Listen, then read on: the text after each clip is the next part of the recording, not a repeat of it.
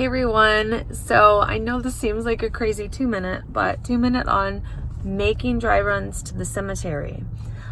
So today is a perfect example of why doing a dry run from the place of service out to the cemetery is pretty darn important. I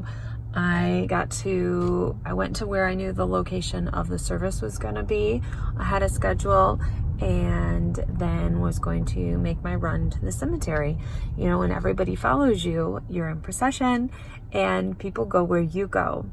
Well, one of my biggest fears when it comes to work is leading a procession in the wrong direction and not going to the correct cemetery. And so I like to do dry runs to the cemetery, dry runs to where we're going if people are following me. So I did one today. I knew I was going to be kind of out in the country. That's why I printed off a map, old school map, because don't always have cell phone service out in the country. So you can't always rely on MapQuest or Google or anything like that.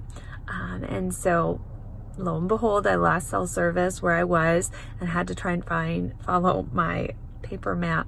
And then I ended up like 10 miles in the wrong direction. So made my way back to the starting point and was able to navigate to where I needed to go. So this is why making a dry run to the cemetery is super important, because you want to try and stay on paved roads if you can, avoid the dirt roads, and you don't know that unless you go drive it. Making sure north and south are actually pointed in the right direction on the map, which was part of my problem today.